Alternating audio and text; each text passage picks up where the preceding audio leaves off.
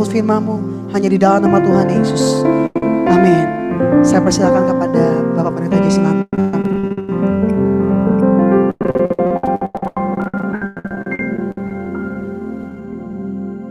Shalom, PD Raja Wali. Kehormatan saya bisa bertemu dengan saudara-saudara kembali pada hari ini. Saya punya kebiasaan kalau saya datang di manapun, di kota manapun, saya tidak pernah merasa saya paling pintar. Saya nggak pernah merasa harus khotbahin saudara, harus ngajarin saudara. Tapi setiap saya datang dimanapun, saya hanya mau sharing tentang kebaikan Tuhan. Itu aja. Dan malam hari ini, saya pengen sharing kebaikan Tuhan yang namanya adalah masalah itu bagian dari berkat Tuhan. Wah, langsung tegang semua mukanya. Masalah itu bagian dari berkat Tuhan. Paulus bilang buat gereja di Korintus, masalah datang sepaket dengan jalan keluar. Jadi, waktu Tuhan izinkan saudara dan saya punya masalah, Tuhan udah tahu solusinya. Tuhan udah tahu jalan keluarnya. Ya, jadi masalah itu satu paket sama jalan keluar. Nah, pertanyaannya sekarang adalah, kalau begitu tujuan masalah itu apa? Ternyata kalau kita pelajari dari Kejadian sampai Wahyu, ternyata masalah itu diberikan sama Tuhan untuk merubah kita, bukan merubah masalahnya. Tuhan merubah masalah itu gampang banget. Ya, hitungan detik, hitungan balik tangan, berubah masalahnya. Bisa. Tapi ternyata agenda masalah adalah karakternya kita mau dirubah, bukan yang lain-lain. Jadi kalau istri bermasalah, suaminya mau dirubah. Kalau suami bermasalah, istrinya mau dirubah. Kalau anak-anak bermasalah, orang tuanya mau dirubah. Oven dan kompor bermasalah, chefnya mau dirubah. Bawahan bermasalah, atasannya mau dirubah. Jadi setiap ada masalah, Tuhan selalu pengen merubah kita, bukan merubah masalahnya. Nah, kita orang Kristen, seringkali yang saya ketemu, kalau ada masalah, kita berdoanya sama di mana-mana. Tuhan, kok Tuhan diemin saya? Saudara, coba diganti doanya kalau ada masalah. Jangan doa gitu lagi. Karena dari dulu sampai kapanpun, setiap ujian, dosen itu selalu diem. Nggak pernah kita lagi ujian, dosennya berisik di depan. Nggak pernah ada. Di Alkitab lebih ngeri lagi. Lagi badai, dosennya bobok di perahu loh. Ya, tidur enak dia di perahu. Jadi, ternyata itu adalah bukti sayangnya Tuhan buat saudara dan saya waktu dikasih ujian. Ya, karena bedanya Tuhan sama iblis, iblis itu kasih cobaan. Tuhan kasih ujian. Kita tahulah, ujian selalu berguna untuk kita naik kelas. Jadi itu tujuan Tuhan. Tuhan pengen lihat saudara dan saya ke next level, naik kelas. Nah, tujuannya cobaan dari iblis adalah supaya kita downgrade, turun kelas. Indonesia adanya ujian nasional. Oke? Jadi ujian selalu merubah kita. Jadi kalau ada ujian, kita doanya diganti. Tuhan, kenapa Tuhan diamin saya? Jangan doa gitu lagi. Kalau lagi ada ujian, doanya Tuhan, saya mau dirubah apa? Karakter saya yang mana yang Tuhan mau rubah? Seperti itu. Oke? So, saya akan buktikan bersama-sama dengan saudara bahwa masalah itu bagian dari berkat Tuhan. 6. Ulangan 28 itu ada 2 perikop, judulnya berkat dan kutuk. Dan ayat yang ke-6 ini bagian dari berkat Tuhan. Bagian dari berkat Tuhan. Ya. Ulangan 28 ayat 6. Diberkatilah engkau pada waktu masuk dan diberkatilah engkau pada waktu keluar. Stop sampai di situ. Ayat ini suka digoreng-goreng sembarangan sama orang Kristen yang nggak bertanggung jawab. Ya, saya punya istilah goreng-goreng. Yang punya pengertian ada ayat yang dipergunakan di luar konteks. Ya, ada ayat yang kita mutilasi. Ya, kita main comot-comot, kita pergunakan semaunya kita, tidak sesuai konteks. Oke? Nah, ayat ini suka dipergunakan di luar konteks, ayat ini. Sama orang Kristen sekali lagi yang kurang bertanggung jawab. Kita seringkali tanpa kita sadari kita nasihatin keluarga, nasihatin temen, sahabat. Kita pakai ayat ini tuh, lihat tuh ada ayatnya. Ulangan 28 ayat 6, kalau kamu keluar masuk kebaktian, kamu akan diberkati. Kalau kamu keluar masuk gereja, kamu akan diberkati. Dan belief system kita soal berkat itu materi dan uang. Waduh, celaka nih. Celaka. Ya. Saya mau yakinkan PD Raja Wali bahwa uang itu bukan berkat Tuhan. Wah, cemberut langsung mukanya semua. Ya. Uang itu bukan berkat Tuhan. Uang yang ciptain manusia. Ya, sebagai alat tukar. Makanya sekali-kalinya Yesus bandingin dirinya, ya di Matius 6 ayat 24, Yesus bandingin dirinya bukan sama Hotman Paris, saudara. Yesus bandingin dirinya bukan sama pria ganteng.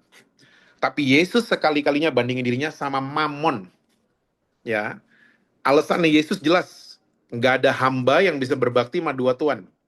Dia akan sayang sama yang satu, dia akan benci sama yang satu. Oke, itu alasannya Yesus. Jadi uang itu bukan berkat Tuhan. Yang berkat Tuhan tuh apa, Pak? Yang berkat Tuhan itu yang diciptakan oleh Tuhan. Itu berkat Tuhan. Saudara nafas di hidung sampai detik ini, itu berkat Tuhan. Kita masih sehat, itu berkat Tuhan. Kita masih bisa tidur tiap malam, itu berkat Tuhan. Ya, kita masih survive dari 3 tahun pandemik kemarin, itu berkat Tuhan. Oke? Naik pesawat, naik turun pesawat masih bisa mendarat dengan selamat, itu berkat Tuhan. Oke? So, banyak hal yang kita bisa syukuri dalam kehidupan kita. Seringkali iblis mendistract ya belief system kita soal berkat, kita pikirnya uang dan materi. Akhirnya kita pikir keluar masuk kebaktian ya untuk dapetin materi. Wah, ini celaka banget. Ya, makanya banyak orang Kristen di PD Raja Wali nggak ada. Banyak orang Kristen yang masuk kebaktian motifnya bukan cinta lagi sama Tuhan, tapi transaksi. Ya, motifnya udah dagang sama Tuhan. Saya udah datang ya Tuhan, nanti ini ya, tendernya besok gol ya. Saya udah ngasih ini loh Tuhan. Jadi kita jadi transaksi motif kita sama Tuhan. Nah, pertanyaannya sekarang, ayat ini sebenarnya maksudnya apa? Ulangan 28 ayat yang ke-6. Nah, kalau saudara pelajari dari asli, dari banyak literatur, dari banyak tafsiran-tafsiran, ternyata Tuhan ini tidak ngomong soal keluar masuk kebaktian, tidak sama sekali. Tuhan lagi bicara tentang alur hidup manusia. Ya, alur hidup manusia namanya di mana-mana adalah masuk dan keluar. Saudara mau ada di Chicago, saudara mau ada di Cikokol, saudara mau ada di California, di Kalideres, ya, saudara mau ada di benua manapun, alur hidup manusia sama semua. Yuk kita buktiin sama-sama. Semua kalau malam tidur kan ya? Saya percaya kita semua tidur. Bangun pagi, alur hidup manusia sama semua. Kita keluar kamar tidur, masuk kamar mandi, keluar kamar mandi, masuk ruang makan, keluar ruang makan, masuk mobil, keluar mobil, masuk kantor, keluar kantor, masuk mall, keluar mall, masuk restoran, keluar restoran, masuk supermarket, keluar supermarket, masuk Zoom, keluar Zoom, masuk gereja, keluar gereja, masuk bioskop, keluar bioskop. Malam hari kita balik masuk ke kamar. Ada yang beda alur hidupnya? Semuanya sama. Alur hidup kita semuanya sama. Ya. Nah, makanya saudara kalau masuk dimanapun, pastikan ada pintu keluar. Ya. Kalau nggak ada pintu keluar itu namanya jebakan. Ya. Karena hidup manusia itu masuk dan keluar. Oke? Nah, tolong PD Raja Wali ingat ini baik-baik. Kalau alur hidup kita masuk dan keluar, berarti ada saat-saat kita ada di dalam. Ada moments, ada hari demi hari, ada minggu demi minggu atau tahun demi tahun, ada moments, ada saat-saat saudara dan saya ada di dalam. Kalau alurnya masuk dan keluar. Nah, tolong ingat ini juga baik-baik. Kita keluar menjadi seperti apa? Semuanya tergantung sama kita keluar menjadi seperti apa. Semuanya tergantung sama attitude kita waktu lagi di dalam.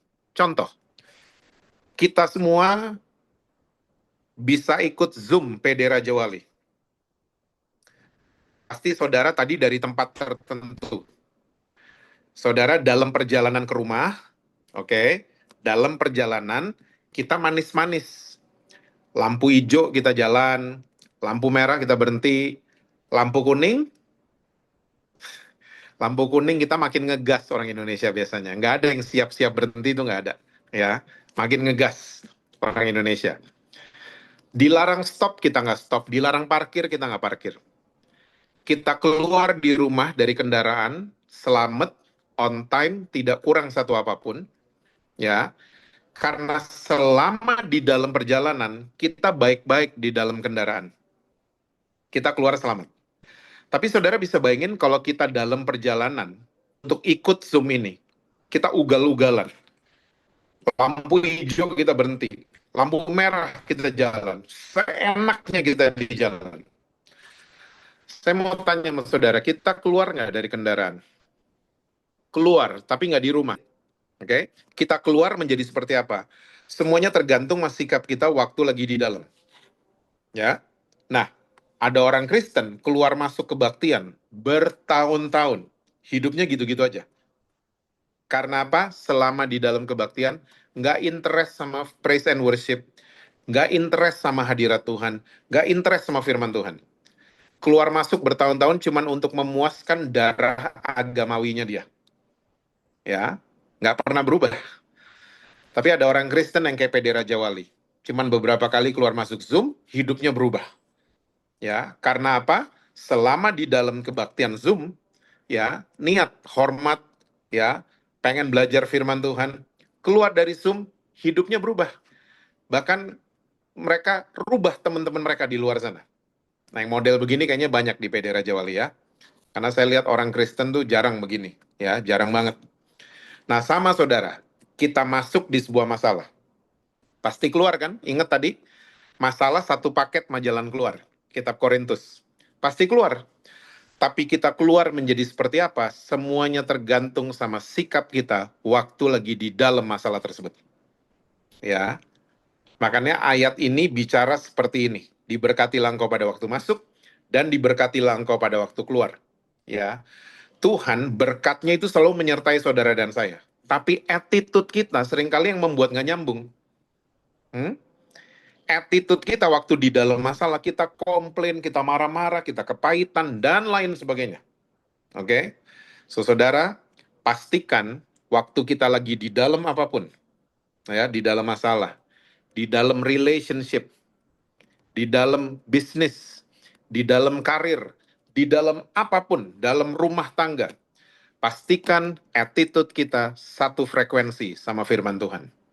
Oke? Nah, saya akan kasih lihat malam hari ini contoh dari Alkitab tentang seseorang yang Tuhan izinkan dia masuk di sebuah masalah. Tapi kita lihat attitude-nya orang tersebut. Luar biasa, sampai dia keluar dari masalah tersebut. Saya mengajak saudara kita lihat sama-sama 2 Tawarik 20, ayat 1, 2, dan 3. 2 Tawarik 20, ayat 1, 2, dan 3. Alkitab bilang gini, setelah itu Bani Moab dan Bani Amon datang berperang melawan Yosafat bersama-sama sepasukan orang Meunim. Datanglah orang memberitahukan Yosafat suatu laskar yang besar datang dari seberang laut Asin, dari Edom menyerang tuanku. Sekarang mereka di Haseson Tamar, yakni En-Gedi. Yosafat menjadi takut, lalu mengambil keputusan untuk mencari Tuhan. Ia menyerukan kepada seluruh Yehuda supaya berpuasa. Jadi Yehuda tuh kerajaan yang kecil, beda sama Israel. Ya, Yehuda tuh kecil banget kerajaannya. Rajanya namanya Yosafat. Nah, hari itu Alkitab catat ada 3 pasukan yang membentuk satu laskar yang besar. Datang menyerang Yehuda. Coba, di atas kertas ilmu matematika manapun akan mengatakan Yosafat dan rakyatnya akan dibantai semuanya. Akan kalah semuanya. Kalaupun mereka nggak dibantai, mereka akan jadi tawanan pasti semuanya. Akan ditawan pasti semuanya. Tapi kita lihat firman Tuhan mengatakan ayat yang ketiga, Yosafat menjadi takut. Tapi dia mengambil keputusan untuk mencari Tuhan. Saudara, pertanyaan sederhana malam hari ini. Waktu kita lagi dalam pergumulan, siapa sih yang kita cari? Hmm? Masih Tuhankah? Kita bisa jawab masing-masing. Ya, Em, handphone kalau rusak dibawa ke laundry, handphonenya nggak mungkin bener. Mobil Mercy kalau rusak dibawanya ke toko handphone, dia nggak mungkin bener. Ya, hati kita waktu lagi takut, lagi kecewa, lagi kepahitan dan lain sebagainya, kita bawanya ke perselingkuhan, kita bawanya ke berondong, kita bawanya ke pacar baru, kita bawanya ke judi-judian dan lain sebagainya. Nggak bener-bener hatinya, karena salah bawa. Ya, bawa hati tersebut ke si pembuatnya, yaitu Tuhan sendiri. Tidak mengambil keputusan adalah sebuah keputusan loh. Ya. Jadi iman kita nih waktu kita masuk di dalam sebuah masalah, jangan pasif. Jangan suka adding kata terserah di iman kita. Oh, saya ketemu orang Kristen banyak di PD Raja Wali nggak ada tapi. Ya. Orang Kristen suami diterserahin, istri diterserahin, anak-anak diterserahin. Ya, kita adding kata terserah to our faith. Ya, terserah deh dia mau ngapain, terserah deh, terserah. Saudara tahu kan, terserah will lead us to nowhere. Terserah akan membuat kita mendapatkan yang tidak maksimal. Cuman karena terserah. Ya, contoh kita kalau diajak makan, seringkali yang keluar dari mulut kita kata terserah kan. Apalagi kalau bubar gereja. Mau makan di mana? Gitu. Yang ditanya semua jawabnya sama terserah gitu. Ya. Lalu konvoy, biasanya konvoy pulang gereja konvoy, mobil paling depan milih makan nasi goreng. Nasi gorengnya datang, hap pertama yang tadi ngomong terserah, mulai komentar semuanya. Biasanya komentarnya gini, tahu makan nasi goreng, saya tahu loh tempat yang lebih enak. Nyebelin banget, nyebelin banget. Ya, waktu ditanya jawabnya terserah. Tapi pas udah makan, tiba-tiba tahu tempat yang lebih enak. Ini cuman contoh sederhana yang dialami sama banyak orang Kristen. Ya, cuman karena terserah kita dapetin nasi goreng yang nggak maksimal. Apalagi suami diterserahin, apalagi anak-anak diterserahin, apalagi istri diterserahin. Saya nggak tahu masalah yang saudara sedang hadapi, tapi saya mau ajak saudara-saudara. Yuk kita perhatiin anak-anak kita. Yuk, ini serius. Anak-anak kita lagi berhadapan dengan musuh yang jauh lebih mengerikan daripada musuh generasi kita. So please, cari koneksi sama anak-anak. Bukan koreksi. Find connection before correction. Jangan ketemu anak-anak, koreksi terus bawaannya kita. Ya. Cari koneksinya. Saya nggak tahu anak-anak saudara, mungkin cucu-cucu saudara, mereka mungkin Gen Z atau Gen Alpha. Ya. Mereka tuh warnanya udah beda sama kita, saudara. Udah beda. Mereka hidup di zaman yang beda sama kita. Beda. So, dalam kita jadi orang tua hari ini, ya, dalam kita jadi orang tua, kita harus dipimpin sama hikmat Tuhan. Bukan dipimpin sama copy paste. Please. Saya dulu lagi main di taman, papa saya batuk sambil melotot. Saya langsung masuk rumah. Papa saya cuma batuk loh, sambil melotot.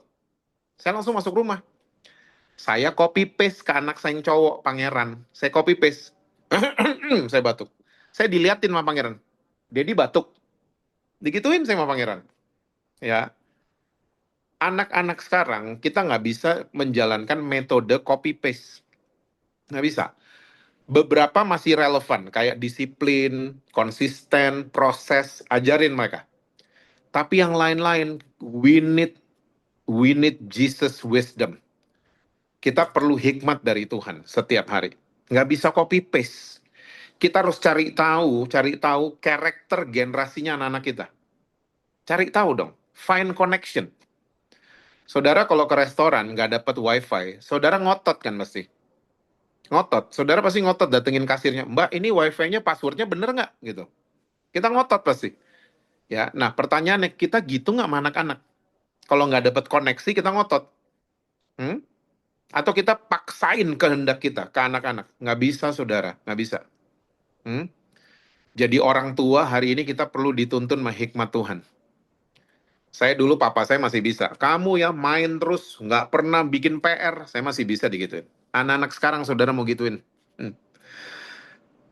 We will lose them. Kita akan kehilangan mereka. Diganti dong. Kalimatnya diganti. Nah, kamu udah main 2 jam. Mau nggak Dedi bantuin bikin PR? Beda kan? Beda. Pendekatannya beda. Tapi maksudnya sama. Anak sekarang udah nggak bisa dikasarin. Ditunjuk-tunjuk apalagi.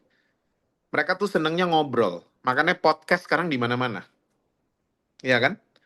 Karena apa? Mereka pengen belajar lewat ngobrol. Itu anak-anak kita. Oke, kita cuma tunjuk-tunjuk aja, cuman kasih order. Lama-lama, saudara tahu nggak? Kalau mereka nggak punya teman ngobrol di rumah, udah ada di handphone teman ngobrol. Namanya Chat GPT. Hmm?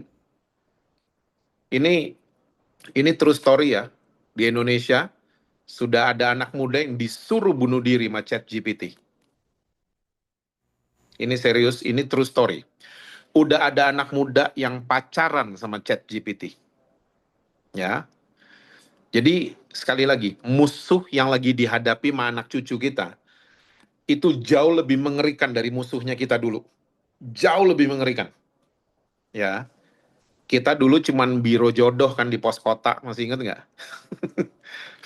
Anak-anak kita sekarang, aduh, dating apps mereka ngeri isinya. Ngeri isinya. Hmm? Bisa pilih, cuman mau makan, mau langsung check-in, bisa pilih langsung. Hmm? Coba. Musuh yang mereka di hadapan mereka tuh ngeri. Kita nggak jadi temennya mereka, aduh, kita akan kehilangan mereka. So, find connection. Ya, kalau nggak tahu pertanyaannya mereka, cari tahu. Ya, saya pernah ketemu anak muda di gereja loh. Sekali lagi di PD Raja Wali nggak ada. Saya ketemu anak sama orang tua, anaknya cuma nanya sama orang tuanya, Dad, Lady Gaga tuh siapa? Dedinya langsung, setan, jangan didengar, setan. Langsung digituin anaknya. Well, kalau saudara nggak tahu Lady Gaga siapa, saudara cuma tahu worship leadernya Raja Wali, bilang mana anak saudara. Hmm? Bilang, kasih tahu. Dedi nggak tahu Lady Gaga itu siapa. Ya, tapi we can check on Google ya, nanti later on kita cek sama-sama. Kita cek liriknya, dia nyanyi tentang apa. Lalu kita putuskan, dia bisa di-download apa enggak. Gitu dong anak-anak. Anak-anak tuh lebih appreciate kayak begitu-begitu. Ya, ngobrol sama mereka, ngopi-ngopi cantik sama mereka. Salah satu karakter generasi anak-anak kita yang saya tangkap betul adalah mereka udah nggak suka hierarki. Hmm? Hierarki itu mereka udah nggak suka senior atau junior, udah nggak suka. Ya, mereka memandang orang sekarang lewat kapasitas, bukan senior atau junior, bukan. Ya, saya dulu didatengin sama kakak rohani, Jess, saya kakak rohani kamu. Oh, saya appreciate banget. Saya appreciate banget. Anak-anak saudara dan saya didatengin, saya kakak rohani kamu. Kamu siapa kamu? Mama bukan, papa bukan. Mereka kan begitu. Dan mereka speak up loh, bukan kurang ajar. Mereka speak up. Karena mereka kebanyakan info, nggak kayak kita. Kita nggak ada Google, kita nggak ada YouTube dulu. Mereka kebanyakan info. Makanya perlu diakomodir sama orang tua. Diakomodasi dong. Jangan segala macam koreksi yang keluar dari mulut kita. Lama-lama, saya takutnya amit-amit ya terjadi di Indonesia. Saya takutnya Indonesia tuh kayak Korea Selatan. Generasi kita Korea Selatan tuh negara sampai mereka main bola aja dinyanyiin haleluya kalau saudara. That was South Korea. That was, ya, kekristenan saat itu 95%, sekarang turun 13%, tinggal 13%. Anak-anak mudanya ninggalin gereja. Kemana? Ke K-pop sama Gangnam Style mereka. Saya takut ini kejadian di Indonesia, karena kebaktian anak-anak muda, saya keliling soalnya saudara, kebaktian anak-anak muda sepi di mana-mana. Nggak kayak zaman saya dulu. Zaman saya dulu kebaktian ngumpul di GBK, 80.000 anak muda coba. Sekarang nggak ada. Saudara mau datengin artis, itu bukan eranya mereka. Mereka sekarang lihat artis tuh influencer namanya, bukan artis. Dulu artis zaman kita bisa dihitung ya. Sekarang saudara buka sosial media, ada influencer, followernya tiba-tiba 20 juta followers. Kita nggak tahu dia siapa. Nggak pernah muncul di TV. Tapi di sosial media dia terkenal banget. Itu anak-anak kita. Ya. So, saya percaya waktu kita terkoneksi sama Tuhan, mengambil keputusan mencari Tuhan, saya percaya kita akan terkoneksi mana anak kita. Amin, saudara. Saya nih cerita kayak gini bukan teori, tapi saya punya pengalaman sama anak saya yang nomor 2, namanya Pangeran. Ya, anak saya puji Tuhan, dua-duanya ranking 2. Kakaknya dari atas, Pangeran dari bawah, ranking 2-nya. Dan itu yang membuat saya selalu pengen buat Pangeran sama kakaknya.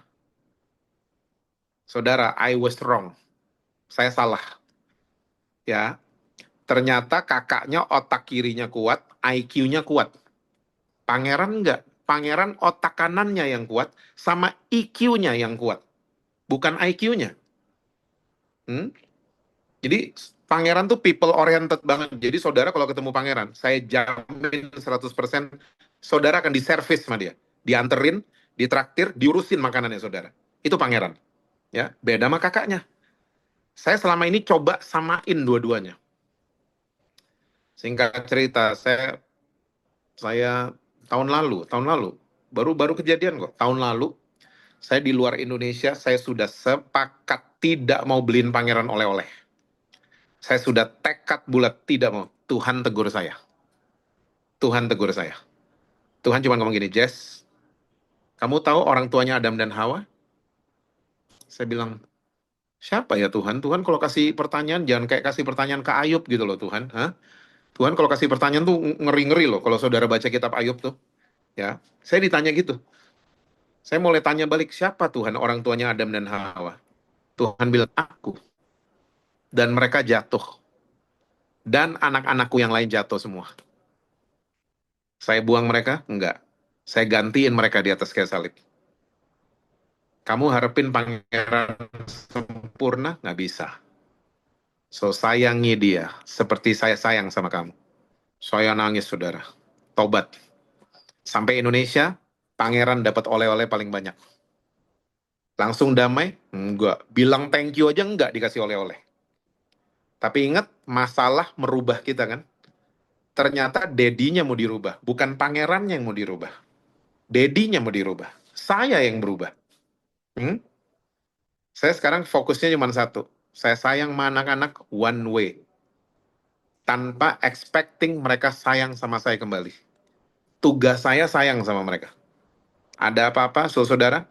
Saudara tahulah, orang tua tuh dikit akses kita ke anak-anak.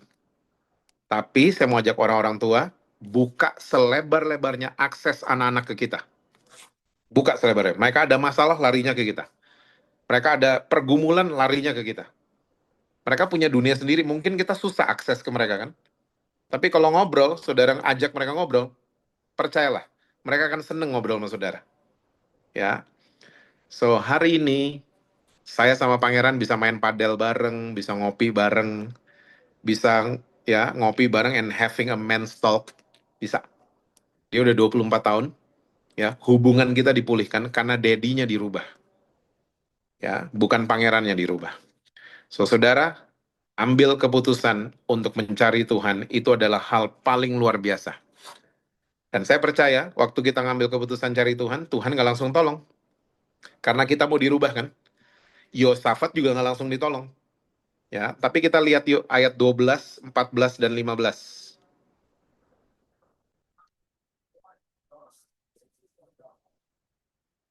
Kami tidak akan menghukum mereka, karena kami tidak mempunyai kekuatan untuk menghadapi laskar yang besar ini yang datang menyerang kami. Tidak tahu apa yang harus kami lakukan, tapi mata kami tertuju kepadamu. Wow, ayat 14 dan 15. Lalu Yahasiel bin Sakaria bin Benaya bin Matanya, seorang Lewi dari Bani Asaf, dihinggapi roh Tuhan di tengah-tengah jemaah dan berseru, camkanlah hai seluruh Yehuda, dan penduduk Yerusalem dan tuanku Raja Yosafat. Beginilah firman Tuhan kepadamu, janganlah kamu takut dan terkejut karena laskar yang besar ini, sebab bukan kamu yang akan berperang, melainkan Allah. Jadi ternyata waktu pertolongan belum kunjung datang dari Tuhan, Yosafat mempertahankan attitude-nya yang satu frekuensi sama firman Tuhan. Ya, kami nggak tahu apa yang harus kami buat, tapi mata kami tertuju kepadamu. Saudara, ini nasihat oma opa saya, tapi masih relevan sampai hari ini. Saya mau share buat saudara. Tuhan Yesus kita lebih besar dari masalah kita. Itu nasihat opa oma saya. Dan itu saya masih aminin sampai hari ini. Ya, Yesus kita lebih besar. So fokus sama kebaikannya Yesus. Fokus sama apa yang dibuat sama Tuhan Yesus. Jangan fokus sama masalah. Ya, saudara tahu nggak? Apa yang menjadi fokus kita akan tercermin di perkataan kita. Saya ulang. Apa yang menjadi fokus kita akan tercermin di perkataan kita. Orang yang fokus sama kepahitan, lihat deh. Ngomongannya nggak jauh dari situ. Ya. Orang yang fokus sama pornografi, omongannya nggak jauh dari situ. Orang yang fokus sama dendam, fokusnya perkataannya nggak jauh dari situ. Ya, apa yang menjadi fokus kita tercermin di perkataan kita. Nah, ternyata apa yang menjadi fokusnya Yosafat tercermin di bawahannya. Ayat 14 dan 15 kan. Yahasiel bisa bilang sama Yehuda, jangan takut, besok yang perang bukan kita, tapi Allah akan berperang buat kita. Saya dulu saya kalau naik pesawat suka takut kalau turbulence. Ada yang sama nggak sama saya? Kalau ada yang sama, pencet tombol jempol. Saya dulu itu kalau turbulence suka, ya ampun, takutnya minta ampun. Kesini, saya punya kenalan beberapa itu pilot. Bahkan ada satu yang jadi sahabat saya, itu pilot senior. Dia pilotnya 3 mantan presiden Indonesia. Ya, Gus Dur, Ibu Mega, sama Pak SBY. Pilotnya dia, namanya Kapten Aziz. Kita jadi sahabat sekarang. Nah, kita kalau ketemu, saya nggak pernah cerita kalau saya takut turbulence. Dia yang sering cerita sama saya. Dia bilang, Jess, kalau naik pesawat tuh banyak yang takut sama turbulence. Padahal turbulence tuh aman. Ya, pesawat diciptakan untuk mengalahkan turbulence. Dan itu biasa. Ya, dan nggak pernah ada kejadian pesawat jatuh karena cuaca. Nggak pernah ada. Semua pesawat jatuh karena human error. Ya, jadi nggak perlu takut. Dia kasih lihat videonya. Lagi turbulence, dia bercanda-bercanda sama co-pilotnya di kokpit. Dia bercanda-bercanda, Kapten Aziz. Nah, makin sering ketemu dia, dan makin sering dengar kalimat dia yang bilang, jangan takut, jangan takut. Naiklah saya pesawat, dan mulai pulih saya, mulai pulih. Saya ingat banget di atas India kalau nggak salah. Itu turbulence parah. Turbulence-nya udah kanan, kiri, atas, bawah pesawatnya. Udah gitu-gitu. Itu penumpang udah teriak-teriak. Ya, semua teriakan diteriakin sama penumpang. Darah Yesus ada, Allahu Akbar ada, yang teriak setan pun ada, gitu loh, ada. Nah, saya penumpang lagi panik gitu, saya cuma dengerin musik dan saya tenang, tenang. Dalam hati saya ada satu nama, namanya Kapten Aziz. Wah, goyang-goyang, bro, Kapten Aziz, bro, Kapten Aziz. Tenang saya bisa tenang, ya. Nah, psikisnya penumpang, kenapa takut naik pesawat? Karena kita nggak lihat pilot. Supir Grab kita lihat, supir Bluebird kita lihat wujudnya. Pilot ketutup, makanya kita takut. Kita nggak tahu what's going on. Nah sama saudara, Yesus itu pilotnya saudara dan saya. Dan dia nggak kelihatan. Tapi dia selalu katakan buat saudara dan saya, jangan takut. Ujung-ujungnya kamu ke dokter, ujung-ujungnya saya yang sembuhin kamu. Ya, saya yang kasih jalan keluar nanti. Ujung-ujungnya saya nanti. So jangan takut, saya akan menyertai kamu sampai pada kesudahannya. Nah ini yang tercermin ya di bawahannya Yosafat. Jangan takut, besok yang perang bukan kita. Allah akan perang buat kita. Kita akan lihat keesokan harinya. Ini 2 ayat terakhir ya, ayat 21 dan 22. 2 Tawarik 20 ayat 21 dan 22. Ini bukti ya, kerajaannya kecil sekali karena raja ini rapatnya sama rakyat. Ia mengangkat orang-orang yang akan menyanyi-nyanyi untuk Tuhan dan memuji Tuhan dalam pakaian kudus yang semarak pada waktu mereka keluar di muka orang-orang bersenjata. Sambil berkata, nyanyikan nyanyian bahwasanya untuk selama-lamanya kasih setianya. Ayat 22. Ketika mereka mulai bersorak-sorai dan menyanyikan nyanyian, buat Tuhanlah penghadangan terhadap Bani Amon dan Moab, dan orang dari pegunungan Seir yang hendak menyerang Yehuda, sehingga mereka terpukul kalah. So ini keesokan harinya, musuhnya Yosafat udah makin dekat. Pembantaian makin dekat. Kekalahan makin dekat. Kalau mereka nggak dibunuh, pasti mereka ditawan semua. Jadi kekalahan tuh udah, jadi bahasa sekarangnya Yosafat sudah kepepet. Ya, udah terpojok. Dia rapat sama rakyatnya. Hasil rapat, pasukan yang ditaruh paling depan.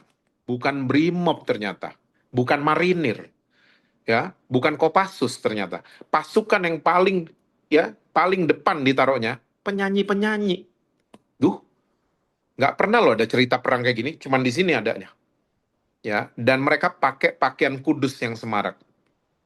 Oh, ini niat loh ini. Ya, padahal kalau lagi kepepet, udah lihat kematian, ya sama bangsa barbar ini tinggal dibunuh aja mereka udah. Di saat kepepet, mereka menaikkan bukan lagunya The Beatles, bukan lagunya The Rolling Stones, tapi mereka menaikkan nyanyian syukur bagi Tuhan. Wow. Pertanyaan sederhana. Kita masih mengucap syukur waktu kepepet?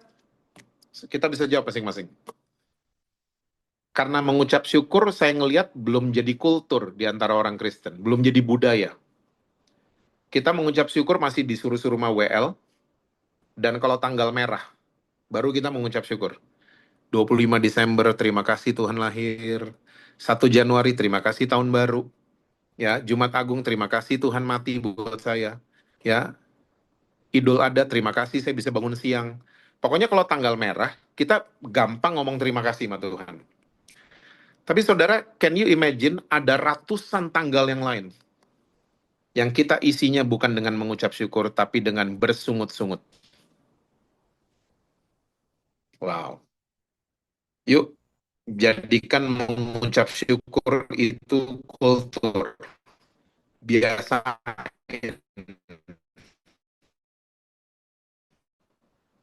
Boleh kecewa, boleh marah.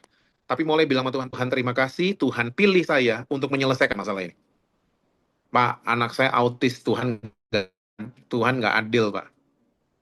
Saudara tahu, kalau anak saudara dengan kebutuhan khusus, berarti saudara adalah orang tua yang khusus, ditunjuk sama Tuhan. Coba ngelihat segala sesuatu dari angle-nya firman Tuhan, coba. Ya, saya percaya akan banyak breakthrough dalam kehidupan saudara. Tuhan terima kasih, saya pernah disakitin. Oh, cemberut langsung semua. Terima kasih saya pernah disakitin. Karena saya pernah disakitin, saya jadi pribadi yang stronger than before. Kita kan yang mau dirubah. Hah? Jadi jangan kutukin orang itu, Tuhan hukum dia dong Tuhan. Enggak, Tuhan merubah apa dari saya? Tuhan terima kasih saya pernah dibohongin. Karena saya pernah dibohongin, saya jadi orang yang lebih bijaksana dan wise hari ini. Untung nggak pernah dibohongin. Kalau nggak pernah dibohongin, kita akan blow on terus. Kalau nggak pernah dibohongin. Jadi untung pernah ditipu, untung pernah dibohongin. Kita lebih wise hari ini. Ya, nggak ada yang mulai dari nol. Ya, waktu saudara ditipu, saudara mulai bukan dari nol, tapi mulai dengan pengalaman. Itu cara Tuhan ngajarin kita. So thankful. Daripada kita komplain bunga ros ada durinya, mendingan kita mengucap syukur duri punya bunga ros. Rasul Paulus bilang dalam kehidupan kita banyak duri-duri. Tapi saya percaya kalau we keep thankful, ya, saya percaya di ujung jalan ada kemenangan yang akan nyambut saudara. Ada pemulihan nyambut saudara. Tuhan akan perang buat saudara. Ya, ada kemenangan besar terjadi di ujung jalan. So, diberkatilah engkau pada waktu masuk, diberkatilah engkau dan pada waktu keluar. Ya, selama di dalam, pastikan kelakuan, attitude kita satu frekuensi sama firman Tuhan. Tuhan berkati kita semua. Saya percaya apapun yang saudara kerjakan akan dibuat berhasil, harmonis selalu di rumah, dan rekening BCA, BRI, Permata, Mandiri selalu penuh buat saudara-saudara semua ya. Puji Tuhan, langsung senyum mukanya semua. Oke, kita akan nyanyikan satu lagu sambil kita mempersiapkan perjamuan kita. Saya undang tim Praise and Worship untuk menyanyikan satu lagu.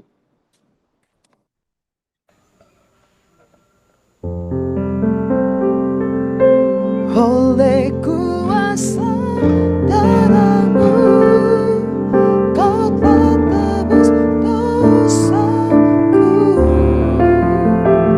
Kekudusan-Mu melingkupiku.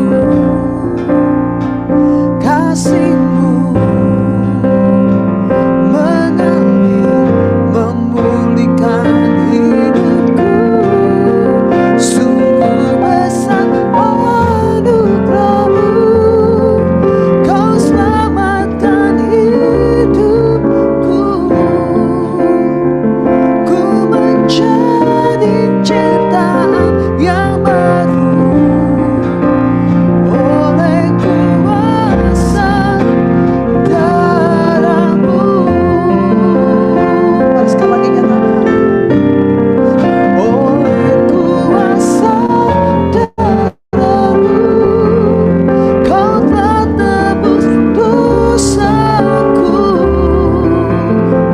Kekudusan-Mu melingkupiku. Kasih-Mu mengalir, memulihkan hidupku.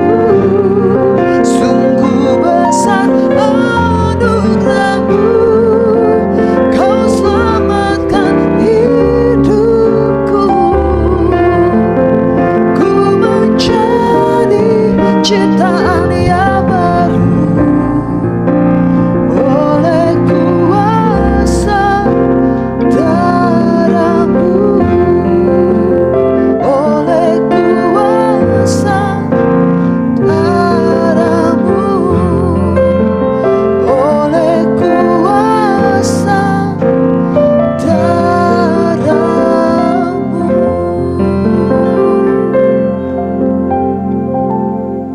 Mari kita tundukkan kepala sejenak.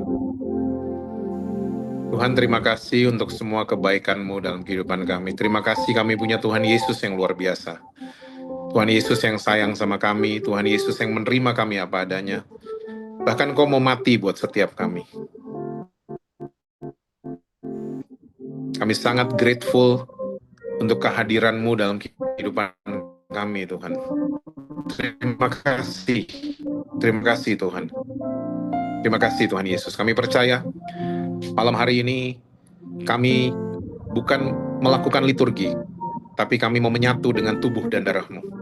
Kami percaya waktu kami menelan roti ini dan meminum darah-Mu, kami percaya kami sedang menelan kesembuhan, kami sedang menelan pemulihan, kami sedang menelan mujizat yang datangnya daripada Tuhan. Kami sangat percaya, Tuhan. Terima kasih Engkau sudah menghancurkan semua ini, Tuhan, untuk kami. Terima kasih. Engkau rela, Tuhan, disiksa sampai mati hanya untuk kami. Terima kasih, Tuhan Yesus. Sebab apa yang telah kuteruskan kepadamu telah aku terima dari Tuhan, yaitu bahwa pada malam waktu ia diserahkan, ia mengambil roti, dan sesudah itu ia mengucap syukur atasnya. Ia memecah-mecahkannya dan berkata, inilah tubuhku yang diserahkan bagi kamu. Perbuatlah ini menjadi peringatan akan aku. Mari saudara kita makan roti ini di dalam nama Tuhan Yesus.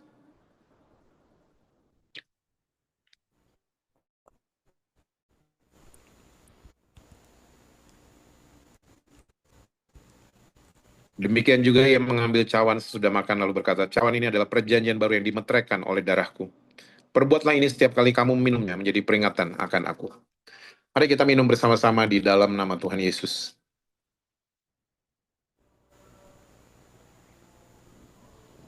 Terima kasih Tuhan Yesus, terima kasih.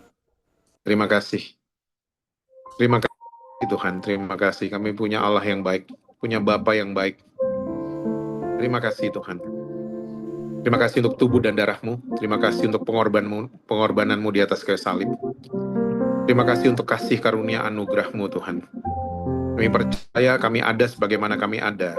Itu semua karena anugerah daripada Tuhan Yesus. Terima kasih Tuhan, hamba-Mu stop berbicara, tapi hamba-Mu sangat yakin dan percaya Roh Kudus adalah guru agung kami. Engkau akan menyertai seluruh kami sampai kepada segala kebenaran-Mu. Terus ajari kami, terus bicara buat kami. Terus tuntun kami Tuhan dalam kehidupan kami sehari-hari. Berkati PD Raja Wali, apapun yang mereka kerjakan, mereka cita-citakan akan dibuat berhasil oleh Tuhan. Akan banyak jiwa Tuhan diberkati lewat pelayanan PD Raja Wali. Berkati setiap pengurus, ketua, wakil Tuhan. Engkau berkati dengan kasih karunia, dengan pewahyuan dari tempat yang maha tinggi. Terima kasih Tuhan, terima kasih. Kami terima firman-Mu malam hari ini Tuhan, dengan hati yang terbuka, dengan roh kami yang terbuka. Dan sekarang saudara, mari kita angkat hati dan tangan kita bersama-sama. Tuhan, kami percaya kalau kami baik-baik mendengar suara Engkau dan melakukannya dalam kehidupan kami sehari-hari. Kami percaya hidup yang penuh dengan kelimpahan akan datang dalam kehidupan kami. Kami akan terus naik dan bukan turun. Kami akan jadi kepala dan bukan ekor. Kami akan berikan pinjaman, bukan minta-minta pinjaman. Kami sangat percaya Tuhan, kalau ada satu anggota keluarga kami yang sudah diselamatkan, maka seisi rumah kami Tuhan akan selamatkan di dalam nama Tuhan Yesus. Tuhan, dengan iman kami menerima berkat daripada Bapa, kasih karunia daripada Yesus Kristus, penyertaan saudara daripada Roh Kudus, mulai daripada hari ini sampai Engkau datang kedua kali menjemput kami semua. Kami terima ini semua Tuhan dengan iman hanya di dalam satu nama yang berkuasa, yaitu nama Tuhan Yesus Kristus. Dan kita semua yang percaya bersama-sama katakan, amin. Amin. Puji nama Tuhan. Terima kasih atas pelayanannya Bapak Pendeta Jesse Lantang yang sudah memberkati kita semua. Dan untuk semua jemaat ada kebaktian kembali nanti, kebaktian onsite tanggal 17 Juli dan juga 7 Agustus kebaktian online. Sampai bertemu kembali lagi di ibadah PD Raja Wali. Tuhan Yesus memberkati semuanya. Iya, terima kasih juga Pastor Billy Lantang, Yesi Lantang, dan juga terima kasih yang sudah bergabung dari Jakarta, dari Bandung,